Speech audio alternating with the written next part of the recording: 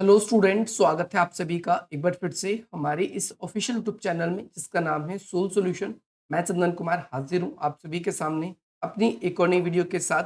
So guys, आज की इस नई वीडियो में हम बात करेंगे उन सभी स्टूडेंट्स के लिए जो एमपीएस कोर्स के स्टूडेंट्स हैं और उन सभी के पास में MPSE 001 का सब्जेक्ट है भारत और विश्व का।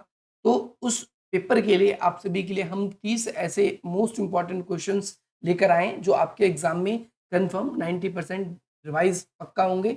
और जो भी बच्चे अपनी तैयारी को पूरा कर चुके हैं या जिनको थोड़ा बहुत रह गया है या जिन्होंने अब तक बिल्कुल भी नहीं पढ़ा है, वो इस पीडीएफ जो कि आपके स्क्रीन पर दिख रहा है, इस पीडीएफ के थ्रू अपनी पूरी कंप्लीट प्रिपरेशन को कर सकते हैं। एज ऑलवेज जो मैं क्वेश्चन बताता हूँ आपके एग्जाम में कंफर्म आते ही हैं। पिछले 4 साल से मैं मास्टर्स के स्टूडेंट्स को पढ़ा रहा हूँ और ये मेरा एक्सपीरियंस आप सभी के लिए बता रहा है। तो यहाँ पर हम बात करते हैं उन क्वेश्चंस की जो आपके एग्जाम में कंफर्म पूछे ही जाएंगे। यदि आपको ये पीडीएफ प्राप्त करना है तो आपके स्क्रीन पर नंबर दिखाया गया है, आप इसे वहां से प्राप्त कर सकते हैं। बट याद रहे, ये एक पेड पीडीएफ है। पेड का मतलब इसके लिए आपको शुल्क देना होगा। बाकी यहाँ पर आप यूट्यूब पे इसको फ्री में देख सकते हैं, जहाँ पर हम कौन कौन से क्वेश्चन है और उसके आंसर्स क्या रहेंगे इसके बारे में हम चर्चा करेंगे। जैसा कि आपकी स्क्रीन पर 6 क्वेश्चन तो ऑलरेडी दिख चुके हैं कि भारत के विश्व दृष्टिकोण की व्याख्या कीजिए और भारत को आकार देने वाले परंपरागत और जो समकालीन प्रभाव है वो क्या क्या है। आप ये भी कह सकते हो। हम एक एक करके इन क्वेश्चनों के आंसर्स की बात करेंगे जो कि आपके एग्जाम में आपको जिस तरीके से लिखना भी है। तो सबसे पहली बात तो इस क्वेश्चनों को अलग तरीके से भी पूछा जा सकता है कि भारत जो है वो समकालीन विश्व में या फिर उभरती हुई एक महाशक्ति के रूप में कैसे है, आप ये बताइए। तो यहाँ पर अगर हम देखें भारत का ओवरव्यू, तो भारत एक शक्ति के रूप में और भारत को एक शक्ति के रूप में बनाने में उसकी परंपरा, उसका इतिहास, उसके ऊपर शासन करने वाले बहुत सारे शासक, ये सभी के सभी जिम्मेदार थे। और बहुत सारे ऐसे समकालीन पॉइंट्स भी हैं जो भारत को एक ताकतवर देश बनाता है, ये आप सभी को याद रखना है। तो कौन कौन सी जो हमारी पारंपरिक अवधारणा है या फिर उनमें हम बात करें, तो इसमें सबसे पहली बात हम कहें कि भारत में अहिंसा, शांति और सहअस्तित्व की बात की गई है। भारत कभी भी हिंसा की बात नहीं करता, किसी देश से युद्ध की बात नहीं करता। भारत ने दूसरे की सीमाओं का हमेशा सम्मान किया है। भारत के जो शासक रहे हैं वो हमेशा कैसे रहे, वो दूसरों के प्रति उदार रहे। भारत में बहुत सारे ऐसे विचारक भी रहे जो अहिंसा के समर्थक थे, जिसमें महात्मा गांधी है। बुद्ध और जैन धर्म की बात करें और इसके अलावा कई बार हमने अंतर्राष्ट्रीय स्तर पर अगर कभी हिंसा होती है तो उस हिंसा को रोकने, उसको कम करने और साथ ही साथ में आपसी सहयोग को बढ़ाने में हमने भूमिका निभाई है। इसमें भारत ने कई बार शीत युद्ध के दौरान, जब रूस यानी सोवियत संघ और अमेरिका के बीच में जब तनाव काफी बढ़ जाता था, तो ऐसी स्थिति में भारत बीच बचाव का या फिर युद्ध में ज्यादा कैजुअलिटीज ना हो इस चीज का कार्य करता था।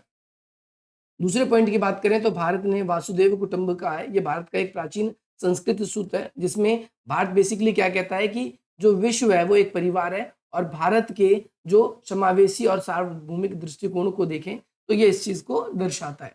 ये भी दिखाता है कि भाई भारत में जो लोग हैं वो दूसरे के प्रति कैसा भावना रखते हैं। वो अतिथि देवो भव की बात करते हैं। वो कहते हैं कि जो पूरा विश्व है वो एक संसार है और इसमें अलग अलग तरह के लोग रहते हैं जो कि एक दूसरे की संकट में या समस्याओं के समय में एक दूसरे का सहयोग भी करते हैं। भारत के अंदर तो विश्व स्तर पर देशों के अंदर मानवीय मानवता की जो भावना है वो काफी ज्यादा होती है। इसके बाद में कहता है बहुलवाद और सहिष्णुता। बहुलवाद और सहिष्णुता का मतलब क्या है? भारत की आंतरिक विविधता। और भारत के अंदर देखें तो भारत के अंदर बहुत तरह की विविधता है। भारत दिखाता है दुनिया को कि कैसे हम अलग अलग होके भी एक रह सकते हैं। भारत की संस्कृति आपस में सामंजस्य बनाए रखने को प्रदर्शित करती है, दर्शाती है कि जो बड़े बड़े साम्राज्य हैं वो केवल ताकतवर बनने की होड़ में खत्म हो गए या जिनका अस्तित्व नहीं रहा। इसीलिए हमें क्या करना चाहिए? साम्राज्यवाद का विरोध करना चाहिए। एक ऐसा समाज, एक ऐसी सोसाइटी, एक ऐसा देश की स्थापना करना चाहिए जिससे विश्व में हर एक देश का कल्याण हो। भारत ने एशिया, अफ्रीका, लैटिन अमेरिका, इन सभी देशों में जो नए देश स्वतंत्र हुए उन सभी देशों को आत्मनिर्भर राष्ट्र बनाने के लिए नीम की स्थापना पर जोर दिया, जिसे हम नॉन अलाइनमेंट मूवमेंट या गुटनिरपेक्ष आंदोलन कहते हैं, जिसके बारे में हम आगे चर्चा भी करने वाले हैं। समकालीन दृष्टिकोण को देखें तो जो भारत की जो रणनीति है वो हमेशा गुटनिरपेक्षता की रही है। भारत क्या करता है? कभी भी केवल अपने फायदे की बात नहीं सोचता, जैसे कि पश्चिम के अधिकतर देश सोचते हैं। भारत हमेशा क्या करता है कि विश्व के देशों को आपस में जोड़ने का, विश्व में शांति स्थापित करने का, सभी देशों के राष्ट्रीय हित हो उसको आधार बनाने पर, इन सब चीज़ों पर वो जोर देता है। और ये अलग-अलग जो देश के दुनिया के जो ताकतवर देश हैं, जैसे अमेरिका, रूस, चाइना, उन सभी से सहयोग और अच्छे संतुलन संबंध बनाने की बात करते हैं। अब आज के ज़माने में जैसे देखेंगे, अब अंतर्राष्ट्रीय स्तर पर कई बार युद्ध जैसी स्थिति होती है, तनाव बढ़ जाता है, बहुध्रुवीय विश्व हो गया है, तो ऐसे में वो आपस में सहयोग बनाए रखने की बात करते हैं। जो बहुपक्षीय संस्थाएँ हैं, जैसे जैसे संयुक्त राष्ट्र संघ है, या फिर ऐसी संस्थाएँ जैसे डब्ल्यूटीओ, डब्ल्यूबीओ, उसको कैसे मजबूत बनाया जा सकता है, इसके लिए भी भारत काफ़ी हद तक अपना रुख अपनाता है। भारत ने 1990 के दशक में कई सारे आर्थिक सुधार किए, जिसके बाद में भारत की अर्थव्यवस्था तेज़ी से वृद्धि होने लगी और विश्व के अलग-अलग देशों को भारत में इन्वेस्टमेंट करने का मौका मिला, जिसमें पश्चिम के अधिकतर देश हैं। और आज के ज़माने में विश्व में भारत की भी कई कंपनियाँ ऐसी हैं, जो अपना सामान या अपनी वस्तुएँ अंतर्राष्ट्रीय स्तर तक वो बेचने का कार्य कर रही है।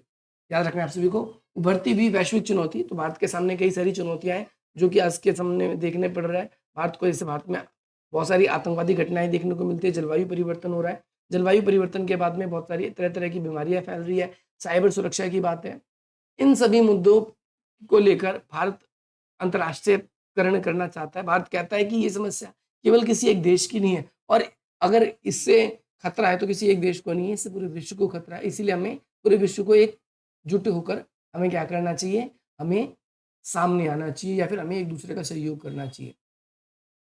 इसके अलावा भारतीय प्रवासी बहुत सारे लोग ऐसे हैं जो एक अच्छी लाइफ़स्टाइल जी रहे हैं। विश्व के अलग-अलग देशों में अपने बिज़नेस को या अपनी जॉब्स को सेट करने के बाद में वो वहीं पर रहना शुरू कर दें, तो भारत को वो छोड़ चुके हैं। तो भारत के बहुत से प्रवासी जो विश्व के अलग-अलग देशों में रहते हैं और भारत की इमेज को वो काफ़ी अच्छा भी बना रहे हैं। भारत अपने आप को मजबूत देश बना रहा है। भारत के अंदर वो काफ़ी हद तक कई लोग तो ऐसे हैं जो विदेश काम करने के लिए जाते हैं, और उधर से जो फॉरेन इन्वेस्टमेंट हमारे देश में आती है, फॉरेन जो करेंसीज़ हैं वो अपने देश में वो भेजते हैं, कमा-कमा कर वहाँ से, तो ये कहीं न कहीं भारत के लिए फ़ायदेमंद है। अगला क्वेश्चन है आप सभी के लिए, क्वेश्चन नंबर 2 है, इसमें आपसे पूछा गया है गुटनिरपेक्ष आंदोलन के बारे में। यानी नेम में नेहरूवादी समिति की चर्चा करनी है, शीत युद्ध के बाद में इसकी क्या प्रासंगिकता है? तो मैंने ये क्वेश्चन वैसे यूट्यूब पे पढ़ा रखा है, अगर आप देखोगे तो जो गुटनिरपेक्ष आंदोलन है इसे नॉन अलाइनमेंट मूवमेंट बोलते हैं। और नेहरूवादी यानी नेहरू जी की इसमें क्या भूमिका थी, तो हम बात करेंगे शीत युद्ध के काल के अंदर और शीत युद्ध के बाद भी। शीत युद्ध के काल में जब भी तनाव उभरा, जब भी अमेरिका और जो सोवियत संघ है उनके बीच में युद्ध की स्थिति बनी, तो नॉन अलाइनमेंट मूवमेंट ने बीच बचाव या मध्यस्थता की भूमिका निभाने की कोशिश करी। ये आप सभी को याद रखना है।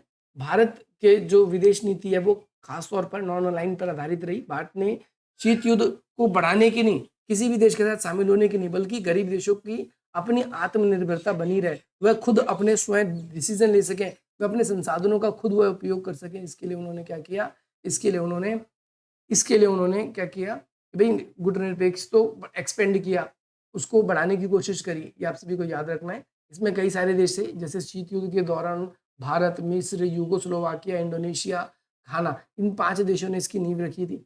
और इसके बाद में धीरे-धीरे विश्व में आज वर्तमान समय में कहें तो 100 से अधिक देश हैं। गुटनिरपेक्षता के कई सारे सिद्धांत थे, जैसे इसमें सबसे पहला सिद्धांत ये था कि जितने भी सैनिक गुट हैं उसमें एक तो नाटो था, एक सीटो था, एक सीटो था, एक सैंटो था। ये तीनों तो आपके अमेरिका द्वारा बनाए गए थे, और एक था अलग से जिसको बोलते हैं हम वार्सा पैक्ट, जो कि सोवियत संघ के द्वारा बनाया गया था। ये अमेरिका और पश्चिमी देशों द्वारा, ये पूर्वी देशों और सोवियत संघ द्वारा, इनसे अलग रहना था, अपनी विदेश नीति का स्वयं संचालन करना था, उपनिवेशवाद और साम्राज्यवाद का विरोध करना था, अंतर्राष्ट्रीय स्तर पर शांति और सहयोग को बढ़ावा देना था, और रंग भेदभाव यानी जो ब्लैक व्हाइट का भेदभाव है उसको उसको उसका विरोध करना था। अब नेहरूवादी समितियों का क्या मुख्य रोल रहा इसके अंदर, तो कहेंगे हम इसके अंदर कि उन्होंने गुटनिरपेक्षता को कैसे वर्णित किया जो विश्व में उन गरीब देशों को एक अच्छी सहायता प्रदान कर सकता था। दूसरा, ये आपस में सहसहयोग और शांति स्थापित करने में काफ़ी मदद करता है। ये भी आप रखना है, याद रखना है आप सभी को, शांतिपूर्ण समाधान खोजने में इसने अपनी मुख्य भूमिका निभाई। अंतर्राष्ट्रीय संस्थाएँ जो हैं, उनको सहयोग बनाने से, यूएनओ हो गई, डब्ल्यूएचओ हो गई, या फिर आपकी डब्ल्यूटीओ हो गई, इन सबको सहयोग करने में इसने अपनी मुख्य भूमिका निभाई। जो अफ्रो एशियाई देश हैं, यानी जो गरीब देश थे अफ्रीका के और एशिया के, उनको एकजुट करने में मदद की। इसने जो नियो है, नियो इकोनॉमिक ऑर्डर जो है, यानी जो है नियो की स्थापना करने पे जोर दिया और हथियारों की होड़ जो है उस पे काफ़ी हद तक रोक लगाने का काम किया। अब इसकी प्रासंगिकता क्या है? कई लोगों का कहना है कि शीत युद्ध जब चल रहा था तो उस समय गुटनिरपेक्ष को बनाया गया था ताकि जो है कोई भी एक देश इन 9 स्वतंत्र देशों पर क्या ना कर सके, अपना दबदबा कायम ना कर सके, चाहे तो अमेरिका है, चाहे वो सोवियत संघ है। इसीलिए ये सब अगर एक साथ रहेंगे तो सुरक्षित रहेंगे। तो बहुत से लोगों का ये कहना है कि अब तो शीत युद्ध खत्म हो गया तो इसको खत्म हो जाना चाहिए। बट बहुत से लोगों का कहना है कि नहीं, शीत युद्ध के बाद भी इस युद्ध को खत्म नहीं होना चाहिए क्योंकि इसके कई सारे उद्देश्य थे, जैसे साम्राज्यवाद, उपनिवेशवाद का विरोध करना, विश्व स्तर पर शांति स्थापित करना, जो गरीब देश आएँगे उनको एक मंच प्रदान करना। तो ये सारे के सारे उद्देश्य आज भी बाकी हैं। आज भी ये सारे के सारे एक स्वर से जो है इन अपनी मंच को, अपनी बात को अपनी मंच पे रख सकते हैं, 100 से अधिक देश हैं। आप समझ सकते हो कि क्योंकि जैसे यूएनओ है या फिर और जो संस्थाएँ हैं, उसपे कहीं न कहीं अमीर देशों का दबदबा है। तो वो इन गरीब देशों को कुछ नहीं समझते। तो ऐसे में क्या करना है? ऐसे में इन देशों को ये मंच बनाया मिला हुआ है और इसको ये खत्म कर देंगे तो अपनी बातों को कहाँ रखेंगे? क्वेश्चन नंबर 3 की बात करते हैं तो क्वेश्चन नंबर 3 में भारत की विदेश नीति के अध्ययन में विभिन्न उपागम, एक तो यथार्थवादी उपागम है, जो आपका अन्योन्याश्रित उपागम है, जटिल अन्योन्याश्रित उपागम है। तो ये आपको याद रखना है, क्वेश्चन है, इसके बारे में मैंने यहाँ पर बता रखा है, वीडियोज़ में भी बता रखा है। तो आप इस चीज़ को ध्यान रखें कि आप यहाँ पर से जितने भी क्वेश्चंस हैं, उनका या तो आप स्क्रीनशॉट ले लीजिए जो आपको नहीं आता, या तो आप इसको आपकी स्क्रीन पर दिखाए हुए नंबर से आप इसको परचेज़ करना चाहें तो आप इसको परचेज़ भी कर सकते हैं। क्योंकि ये कंटेंट इतना ज़्यादा अपडेटेड है, आपको किसी बुक में नहीं मिलेगा। आप चाहे मार्केट से कोई बुक परचेज़ करो या कहीं से भी। आप ऐसी हज़ारों किताबें या फिर आप ऐसे हज़ारों मटेरियल परचेज़ करेंगे जहाँ पर आपको ऐसे आंसर नहीं मिलेंगे जो आप लोगों को बिल्कुल ही अच्छा हो आप लोगों के लिए। बट अगर हम यहाँ की बात करें तो यहाँ का जो कंटेंट है अपडेटेड होने के साथ-साथ ये पूरी तरीके से आप लोगों के लिए फ़ायदेमंद भी है। तो यहाँ पर आप इन आंसर्स को आप यहाँ पर देखना चाहो तो आप देख सकते हो, स्क्रीनशॉट ले सकते हो। क्योंकि मैं अगले क्वेश्चन की तरफ मूव कर रहा हूँ। अब यहाँ पर मैंने बहुत सारे क्वेश्चन ऐसे हैं जो आप लोगों को पहले ही करा रखे हैं। आप लोग इसको फ्री में भी समझ सकते हो, पढ़ सकते हो, ज़्यादा समय नहीं लगेगा। जैसे मैं कहूँ आपको, आप डायरेक्टली देखो ये प्लेलिस्ट है, इसका लिंक मैं आपको दे दूँगा। यहाँ पर सारे के सारे क्वेश्चन देखोगे आप, ज़्यादा नहीं 10 मिनट, 8 मिनट, 15 मिनट, 16 मिनट, ऐसे में मैंने आप लोगों के लिए यहाँ पर बहुत सारे क्वेश्चंस जो आएँगे, क्वेश्चन पेपर आएँगे जो मैंने यहाँ पर आप लोगों के लिए अपलोड कर रखे हैं। आप यहाँ पर से उनको देख सकते हो, उनको समझ सकते हो और इसके साथ-साथ जो इम्पोर्टेंट क्वेश्चंस जो हैं, वो भी मैंने आप लोगों के लिए यहाँ पर ऐड कर रखे हैं, तो आप वो भी देख सकते हो। हज़ारों बच्चे देखते हैं। देखो यहाँ पर, मैंने आप लोगों के लिए करवा रखा है यहाँ पर। अगला क्वेश्चन देखें तो हम यहाँ पर, भारत की विदेश नीति को निर्धारण करने में कौन-कौन सी जो है प्रमुख तत्व हैं? तो भारत की विदेश नीति को निर्धारण करने में 2 मुख्य तत्व हैं, एक आंतरिक कारण है और वो आप सभी का जो है, वो बाह्य कारण भी है। जो ऐतिहासिक यानी आंतरिक कारण है, वो यहाँ पर बताए गए हैं और वैसे मैंने इस कंटेंट को पूरे अच्छे तरीके से वीडियोज़ में भी बता रखा है, तो आप वहाँ से भी देख सकते हो, यहाँ से भी देख सकते हो। तो यहाँ पर अंतर्राष्ट्रीय तत्व जो कौन-कौन से बच जाता है, फिर ये है क्योंकि पेपर में राष्ट्रीय तत्व कई बार पूछता है और कई बार अंतर्राष्ट्रीय, तो दोनों, क्योंकि याद रहे आपका पेपर जो है वो 2 घंटे का ही होगा और साथ ही साथ में आपको क्या है 5 क्वेश्चन करने होंगे लिमिटेड शीट में, तो आप लोगों को ज़्यादा टाइम एक ही क्वेश्चन पे नहीं लगाना। इसीलिए आपसे इस चीज़ को थोड़ा-सा 25-25 मिनट करके आप एक क्वेश्चन पे 25 मिनट से ज़्यादा टाइम नहीं देंगे। तो आपके पूरे 5 क्वेश्चन जो हैं वो इस हिसाब से हो जाएँगे। अगला क्वेश्चन क्या है? देखो, भारत की विदेश नीति के क्या-क्या उद्देश्य और सिद्धांत हैं, वो सेम क्वेश्चन है। और ये बहुत बार रिपीटेड है, जो लास्ट क्वेश्चन था वो सेम ही क्वेश्चन है। तो यहाँ पर ये सारे के सारे हमने आप लोगों को बता रखे क्वेश्चन। अगला क्वेश्चन अगर आप देखोगे तो यहाँ पर भारत की विदेश नीति, यहाँ से भी कन्फर्म क्वेश्चन बनेगा। या तो आपसे पीएमओ के बारे में पूछता है, या तो एमईए के बारे में पूछता है, राष्ट्रीय सुरक्षा परिषद के बारे में पूछता है, या और भी अलग-अलग चीज़ों के बारे में पूछता है। तो पीएमओ के बारे में हमने यहाँ पर बता रखा है सारा का सारा। इसके बाद में अगर आप पीएमओ वाला देख लोगे तो नीचे विदेश मंत्री एमईए के बारे में हमने यहाँ पर बता रखा है। फिर एनएससी यानी राष्ट्रीय सुरक्षा परिषद के बारे में बता रखा है। संसद कैसे निर्धारण करती है, रक्षा मंत्रालय या फिर हमारा जो मीडिया है वो कैसे करता है, ये भी मैंने प्लेलिस्ट में आप लोगों को लिए बता रखा है। जैसे भारत की विदेश नीति में जो है यथार्थवाद वाला ये क्वेश्चन है, देखो ब्रिक्स क्या है, ये सारे के सारे क्वेश्चन रूस और भारत के साथ संबंध क्या है, मैंने बता रखे हैं इसमें। और अगर आपको ना मिले तो आप डायरेक्टली आप मुझे कमेंट करना, मैं आपको वीडियो का लिंक डायरेक्टली आपको प्रोवाइड करा दूंगा। यहाँ पर कहता है भारत की विदेश नीति को निर्धारण करने में राजनीतिक दल और दबाव समूह की क्या भूमिका है, तो ये भी मैंने आप लोगों को यहाँ पर बता रखा है। इस वाले पीडीएफ में आपको ये भी मिल जाएगा। सारे के सारे इंपॉर्टेंट क्वेश्चन मिल जाएंगे छोटे-छोटे पॉइंट्स के साथ में, जो आप लोगों के लिए इंपॉर्टेंट है। ये सारे के सारे। हर क्वेश्चन में निष्कर्ष जरूर ऐड करना है। अगला क्वेश्चन है, स्वतंत्रता के बाद भारत की विदेश नीति को रेखांकित कीजिए। तो ये क्वेश्चन भी आप लोगों के लिए आता है। नेहरू के युग में कौन सा था, फिर इंदिरा गांधी के शासनकाल में कौन-कौन सी बातें थी, फिर आपसे इंदिरा गांधी के बारे में आपसे क्या पूछा जा सकता है? राजीव गांधी के बारे में पूछा जा सकता है, जो कि बहुत बार आता है। राजीव गांधी के बाद में एनडीए की सरकार में, कई बार यूपीए की सरकार में, इस तरीके से आपसे पूछा जाता है। तो अलग से क्वेश्चन भी बना रखा है हमने, इंदिरा गांधी के शासनकाल में क्या-क्या भूमिकाएँ थी, ये आपको बताना है, तो यहाँ पर हमने बता रखा है। जैसे युद्ध वाला टाइम था, परमाणु मिसाइल जो इन्होंने परमाणु परीक्षण किया, सोवियत संघ से अपने अच्छे संबंध स्थापित किए, शिमला समझौता किया, जो गुटनिरपेक्ष आंदोलन है इसको सिक्किम का विलय कराया, ऐसे बहुत सारे पॉइंट्स हैं जो इसके अंदर हमने आपको बता रखे। इसके बाद में राजीव गांधी जी का क्या योगदान था, ये भी क्वेश्चन आपसे पूछा जा सकता है, तो ये भी हमने आप लोगों को बताया था। तो ये सारे के सारे जो क्वेश्चन थे लगभग आप सभी के लिए पार्ट 1 में से थे। पार्ट 1 का मतलब ये है कि भाई भारत की परमाणु नीति क्या है, मतलब उसमें विदेश नीति से रिलेटेड क्वेश्चन थे। अब जो क्वेश्चन होंगे वो डायरेक्टली आप लोगों से उसके अलावा भारत की परमाणु नीति जो आप सभी को पता है, भारत ने जो परमाणु बम है वो किसी को डराने धमकाने के लिए नहीं किया, पहले उपयोग के लिए नहीं किया है। उन्होंने कहा है कि नो फर्स्ट यूज, जब तक हम पे कोई हमला नहीं होता, जब तक हम किसी पर इसको यूज़ नहीं करेंगे। दूसरी बात ये है कि हमारी सुरक्षा के लिए जब भी हमको लगेगा कि हमारी सुरक्षा को खतरा है तो हम इसका उपयोग कर सकते हैं, अन्यथा नहीं। तो वो इतने सारे पॉइंट्स हमने आपको बता रखे हैं, आपको कहीं नहीं मिलेंगे ऐसे बुक्स के अंदर बहुत ज़्यादा एनालाइज करके डीप, तब जाकर आप लोगों के लिए हम आंसर का पीडीएफ क्रिएट करके आते हैं। क्योंकि मैं ज़्यादा पहले इसलिए भी नहीं बनाता, क्योंकि बहुत बार ऐसा भी आ जाता है कि भाई पेपर अगर किसी ने लीक किया या फिर उस तरीके से, क्योंकि हम आप लोगों के लिए ऐसे क्वेश्चन लेकर आते हैं जो बिल्कुल इंपॉर्टेंट, जो कंफर्म आते हैं पेपर में। तो बहुत से लोगों को लगता है हमको पेपर पहले ही मिल जाता है, ऐसा कुछ नहीं है। हम अपना एनालाइज करते हैं पेपर को और उसके बाद ही, हमारी इतनी बड़ी कोई पहुँच नहीं हम पेपर को लीक करा दें या फिर ऐसा कुछ कर दें, बट ये है कि क्वेश्चन ज़रूर आते हैं। भारत की विदेश नीति में, रणनीति में कौन-कौन सी अवधारणाएँ, ये बताना है आपको इस क्वेश्चन में। इसके बाद में अगला जो क्वेश्चन है, इस वाले क्वेश्चन में बताना है 21वीं शताब्दी में भारत और अमेरिका के बीच में संबंध क्यों बदल रहे हैं? तो मैंने अमेरिका और भारत के बीच में संबंध बहुत सारे बता रखे हैं। शीत युद्ध से पहले भी बता रखे हैं, शीत युद्ध के बाद भी बता रखे हैं। तो इस तरीके से भी क्वेश्चन बन जाता है कई बार, तो आपको याद रखना है। ये वाला वीडियो आपको मिल जाएगा इसके अंदर, अगर आप ढूँढ लोगे तो इसके अंदर देखो भारत और चीन के संबंध, भारत और अमेरिका के संबंध। इसमें आपको दोनों तरह के संबंध मिल जाएँगे, शीत युद्ध से पहले और शीत युद्ध के बाद भी, दोनों तरीके से मिल जाएँगे। भारत और चीन के साथ में कैसे संबंध है? संबंधों वाला क्वेश्चन है ये भी करवा रखा है मैंने आप लोगों के लिए। टाइम आप लोगों के पास बहुत कम है, तो इसके लिए मैं आप लोगों के लिए केवल इम्पोर्टेंट चीज़ें ही लेकर आया। आपको जो देखना है आप वहाँ पर से उसको देख सकते हैं। कहता है भारत की विदेश नीति, विदेशी संबंध में रूस के साथ क्या संबंध है? रूस के साथ हमारे साथ कैसे संबंध है? इसके बारे में बताना है। तो ये भी मैंने आप लोगों के लिए करा रखा है। इस क्वेश्चन में भी आपको दिक्कत नहीं होगी। भारत और यूरोपीय संघ के साथ संबंध क्या है? ये भी मैंने आप लोगों को करा रखा है। ये भी आपको याद रखना है। ये क्वेश्चन भी इम्पोर्टेंट है आप लोगों के लिए। नेक्स्ट क्वेश्चन है भारत और जापान के लिए, तो ये क्वेश्चन भी मैंने आप लोगों को करा रखा है। भारत और दक्षिण अमेरिका के लिए पूछा जाए तो वो भी करा रखा है। भारत और मध्य एशिया के देशों के बीच में, भारत और पड़ोसी देशों के बीच में पूछा जाए, तो ये सारे के सारे क्वेश्चन मैंने आप लोगों को करा रखे हैं।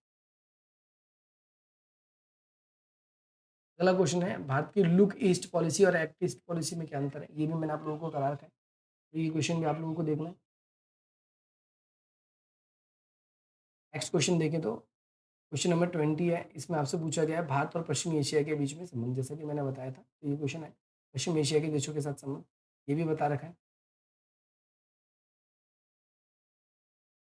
भारत और मध्य एशियाई गणराज्यों के साथ में भारत के क्या संबंध है, इसके बारे में भी मैंने आप लोगों को बता रखा है। क्वेश्चन पेपर में बहुत बार आता है। अगला क्वेश्चन है अफ्रीका के साथ में भारत के क्या संबंध है? देखो 3 क्वेश्चन तो ऐसे होंगे, 2 से 3 क्वेश्चन जो आपके कन्फर्म संबंध में आएँगे। तो जिन-जिन देशों के साथ संबंध पूछे जाते हैं, मैंने वो सारे के सारे आप लोगों के लिए यहाँ पर आपकी स्क्रीन पर ला दिए हैं। अगला क्वेश्चन है देखो लैटिन अमेरिका से भी पूछ लेता है, ये कैरिबियाई देशों के साथ में, तो वो क्वेश्चन भी मैंने आप लोगों को करा दिया है। इसके आंसर्स इसमें आएँगे। इसके बाद कहता है कि भारत और समकालीन अंतर्राष्ट्रीय संबंध एमएनसी के थ्रू कैसे चेंज हो गए, वो बताए गए। तो ये क्वेश्चन भी आप लोगों के इसके अंदर ऐड कर दिया है। आप लोग इस पीडीएफ को जैसे ही प्राप्त करेंगे, आपको ये आंसर्स मिल जाएँगे। अगला क्वेश्चन आप सभी के लिए है कि भई जो यूएन है, उसके बीच में जो सिक्योरिटी काउंसिल है, उसके आलोचनात्मक परीक्षण करना है और इसके लिए भारत की सदस्यता की आप दावेदारी कैसे करोगे? तो ये क्वेश्चन भी आया हुआ है। ऐसे तो 12th क्लास में पूछा जाता है ज़्यादातर क्वेश्चन, लेकिन आप लोगों के पेपर में भी आया हुआ है। अगला क्वेश्चन है कि भई क्षेत्रीय संगठन जैसे सार्क है और बिम्स्टेक है, इसके साथ भारत के क्या रिलेशन है? ये दोनों के दोनों बताने हैं, दोनों के दोनों मैंने करा भी रखे हैं। बिम्स्टेक के ऊपर भी और सार्क के ऊपर भी। अगला क्वेश्चन है वैश्वीकरण ने भारत की विदेश नीति को कैसे प्रभावित किया है? ये भी क्वेश्चन आप लोगों के लिए मैंने करा रखा है। ना आए तो आप यहाँ पर से इसको पॉज़ करके देख सकते हो।